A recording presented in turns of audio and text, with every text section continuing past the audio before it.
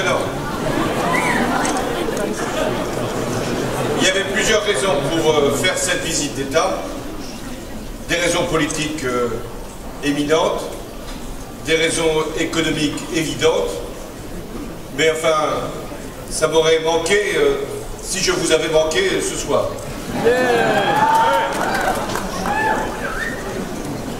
Il y a longtemps, je ne vous dirai pas quand, que je ne suis pas retrouvé devant une salle aussi nombreuse.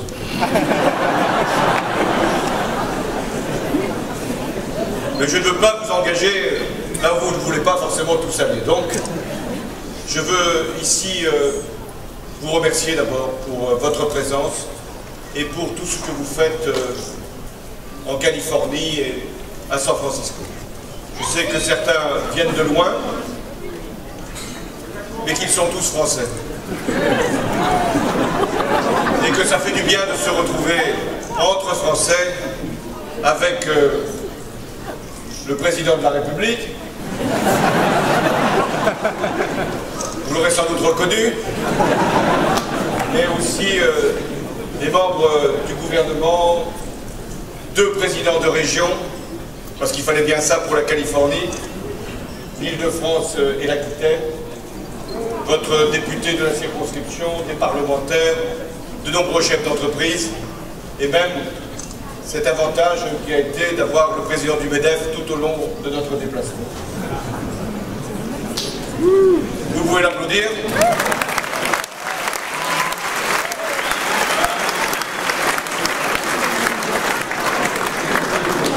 Il sera même dit que j'ai fait applaudir le président du MEDEF.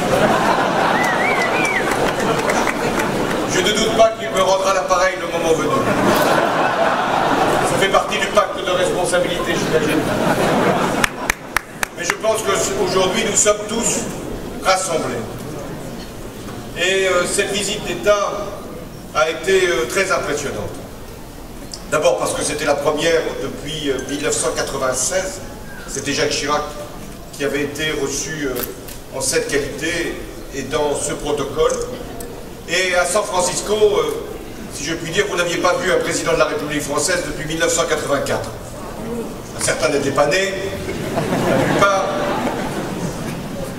Le président de la République s'appelait François Mitterrand, et je racontais cette histoire devant les chefs d'entreprise tout à l'heure. Il était donc venu, lui aussi, savoir comment on pouvait favoriser la création d'entreprises, et la Silicon Valley était déjà connue comme une référence.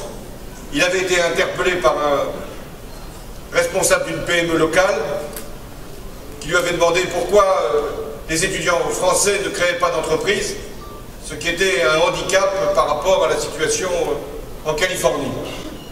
Ça avait courroucé François Mitterrand. Il avait demandé mais quel est ce jeune impertinent, et il lui avait été répondu, il s'appelle Steve Jobs. Jefferson avait été ambassadeur à Paris avant de devenir le 3e président des États-Unis. Et il avait des relations amicales avec Lafayette et avec tant de philosophes des Lumières. Sa bibliothèque, en tout cas ce qu'il en avait été retrouvé, comportait en effet bon nombre d'ouvrages, et dans cette maison de Monticello, il y avait les bustes de Voltaire et de Turgot. Donc c'est dire si l'attention qui nous a été prodiguée, qui vous a été prodiguée, était grande de la part du président américain. Ensuite, nous avons eu tout au long de la journée d'hier des conversations sur l'ensemble des questions politiques, celles sur lesquelles d'ailleurs nous sommes en pleine convergence, américains et français. Que ce soit sur l'Afrique, où nous prenons, nous la France, nos responsabilités, au Mali, en Centrafrique, et c'est forcément difficile, parce que nous sommes les premiers, et parfois les seuls. Mais chaque fois, les États-Unis nous ont apporté leur soutien et leur appui. Nous avons évoqué la Syrie, et je rappelle que c'est sous la pression de la France et des États-Unis que le régime a fini par accepter de détruire ses armes chimiques, même s'il prend trop de temps pour y parvenir, et si nous devons toujours maintenir cette menace du recours à la force pour le contraindre. Et nous en sommes d'accord, Américains et Français. Nous avons évoqué l'Iran, où c'est une nouvelle fois, grâce au ministre des Affaires étrangères Laurent Fabius et grâce à John Kerry, nous avons pu trouver une solution pour conduire l'Iran déjà à accepter un accord intérimaire, et demain, elle y sera contrainte à renoncer définitivement à l'arme nucléaire. Nous avons parlé de l'Ukraine, qui est pour nous un sujet de grande préoccupation, non pas parce que c'est simplement en Europe, parce que l'Ukraine est en Europe, mais parce qu'une nouvelle fois, un peuple exprime son aspiration à la liberté. Et chaque fois que la liberté est en cause, les Américains et les Français sont unis pour la défendre. Nous avons forcément soutenu le processus de négociation de paix en Israël et Palestine, parce que là encore, les États-Unis ont pris l'initiative et que nous, la France, nous, l'Europe, nous souhaitons que cette négociation puisse aboutir. Bref, nous sommes en accord sur tous les grands sujets. Il y a bien sûr d'autres qui sont plus sensibles. Nous avons bien sûr parlé de ce que la NSA a pu faire. Vous voyez ?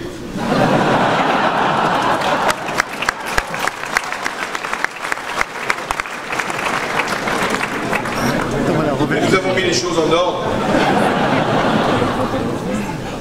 et réparé les pots cassés si c'était nécessaire.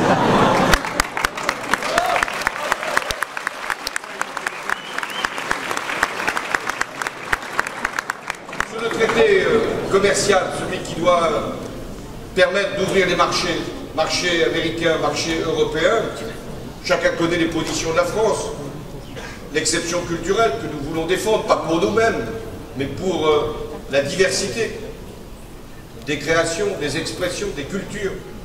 Aussi, nous sommes attentifs à ce que notre agriculture puisse toujours être valorisée et qu'on puisse identifier d'où viennent les produits. Et les Américains eux-mêmes sont tout à fait conscients qu'ils doivent ouvrir leur marché et surtout abattre un certain nombre de barrières non tarifaires et qu'ils ont de groupes de pression puissants pour les retenir de le faire. Donc, nous avons décidé d'aller vite, parce que plus cette négociation durera, plus les obstacles seront infranchissables. Nous avons pu établir cette relation parce que les liens de l'histoire sont étroits entre la France et les États-Unis. Et j'ai été ému même aux larmes, lorsque je suis allé au cimetière d'Arlington pour remettre la Légion d'honneur aux soldats américains inconnus du second conflit. Parce que j'y ai vu tant de croix, tant de tombes, de ces soldats qui se sont sacrifiés pour notre propre liberté. Je n'ai pas oublié non plus ceux qui étaient venus durant le premier conflit mondial et qui ont été décisifs pour la victoire du 11 novembre. Il nous était rappelé que c'était les Béarnais et les Basques qui avaient fondé cette ville, même si je crois que l'accent s'est perdu. Et que d'autres, ensuite, Français, sont venus s'établir ici, cherchant de l'or ou la fortune. Et les liens culturels n'ont cessé d'être tissés, et je me suis réjoui que nos musées, musée de San Francisco, musée de Paris, puisque les deux villes sont jumelées, ne cessent d'organiser des expositions, et nous avons convenu d'ailleurs de les encourager. Mais j'ai ressenti tout au long de cette journée à San Francisco, même si les conditions de sécurité avaient dû être prévues à dessein, de voir cette population nous accueillir comme elle l'a fait, nous saluer, parce que nous sommes la France, et qu'ici, grâce à vous, elle est aimée. Nous avons bien sûr rencontré des chefs d'entreprise de toute taille. D'abord, nous avons déjeuné avec les plus grandes entreprises qui d'ailleurs n'existaient pas il y a 20 ans, mais qui ont pris une taille mondiale, que ce soit Google, Twitter, Facebook et bien d'autres. Nous les avons encouragés à investir en France sur d'autres, que ce soit les règles de concurrence ou les modes d'imposition des activités. Nous avons répondu que c'était sur le plan européen que ça devait se régler. On ne peut pas avoir des modes de prélèvement qui soient différents. Sinon, ça crée ce qu'on appelle l'optimisation.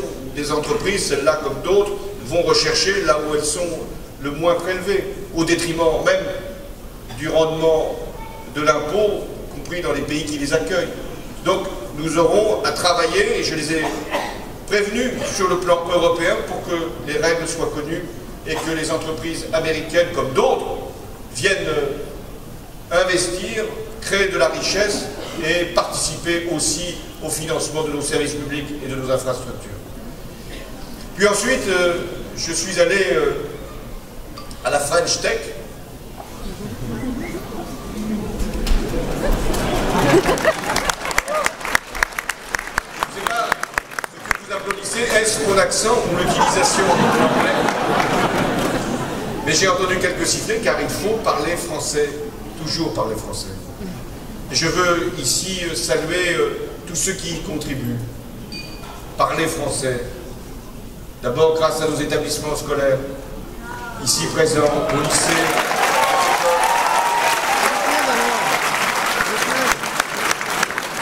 nos professeurs, nos personnels de l'éducation, les parents, qui payent souvent beaucoup pour scolariser leurs enfants.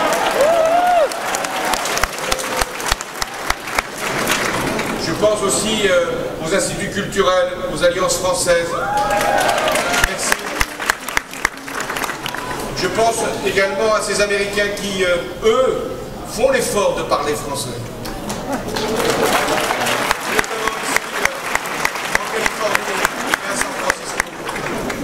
Et le français, ce n'est pas simplement une nostalgie ou simplement une élégance. Non, parler français, c'est aussi pouvoir vendre nos produits, exporter, investir, innover. On peut le faire en français. On pense bien en français. On peut être intelligent en français. On peut même être subtil en français. Et donc nous devons promouvoir la langue française, mais pas de manière conservatrice, pas de manière pudibonde, comme s'il n'y avait pas d'autre langue. Et c'est pourquoi la ministre de l'Enseignement supérieur a eu raison lorsqu'elle a fait sa loi que de prévoir qu'il y ait en France des enseignements en anglais ou en langue étrangère pour attirer nous aussi des étudiants partout du monde entier pour venir en France.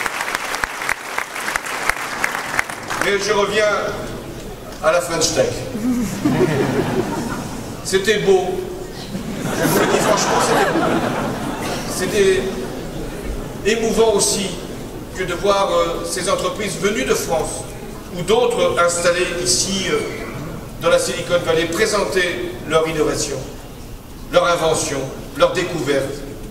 Je ne vais pas ici toutes les citer, mais de savoir que c'est en France qu'on a inventé le cœur artificiel. Celui qui bat aujourd'hui dans le corps d'un homme grâce à l'invention d'autres hommes ou d'autres femmes. Oui, c'est grâce à la France que l'on peut donner aussi cette technologie. Et puis, il y avait tous ceux qui inventaient des modes de transport, des modes de communication, qui vont révolutionner nos vies quotidiennes. Parce que la France, elle est capable d'inventer, elle est capable d'innover, elle est capable d'entreprendre. Et j'ai été heureux de saluer les entrepreneurs. Je n'ai pas fait d'effort pour le faire. Parce que l'entreprise, c'est ce qui permet d'avoir de la richesse, c'est ce qui donne de l'emploi, c'est ce qui offre aussi du bien-être, et les bénéfices qui en seront tirés seront répartis. Donc nous avons besoin d'entreprises partout. Ici, en Californie, quand des entreprises françaises viennent s'y installer, mais nous n'y voyons pas la malice, ou nous ne voyons pas un exil. Parce que si on veut conquérir le monde, il faut commencer par sortir de chez soi. Et c'est ce que vous avez fait. Et je vous en remercie.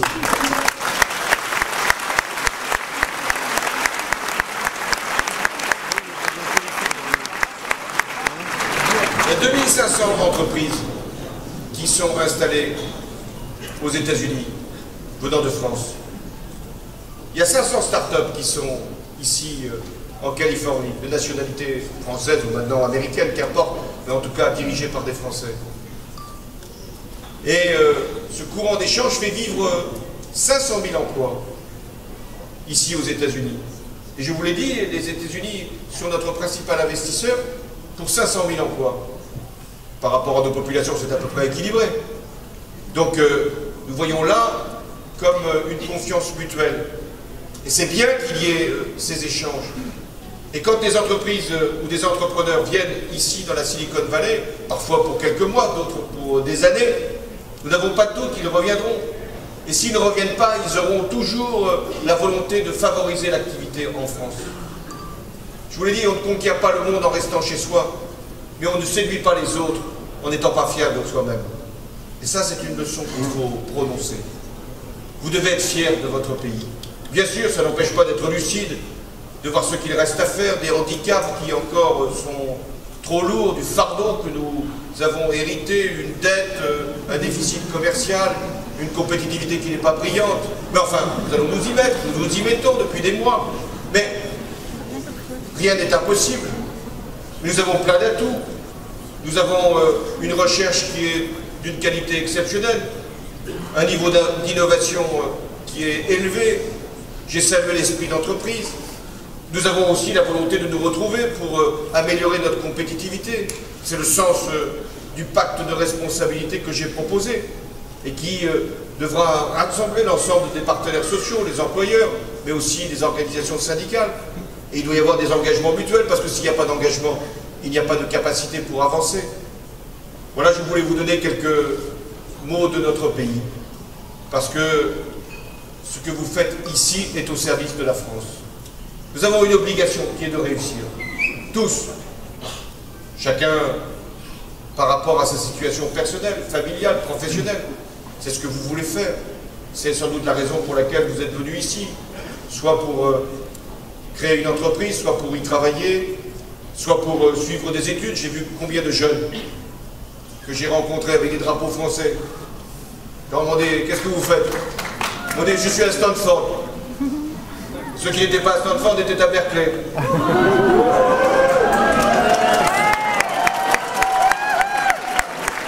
Et enfin, avant d'être à Stanford et à Berkeley, ils avaient fait aussi l'université française, les grandes écoles. Merci la France de les avoir aussi formés.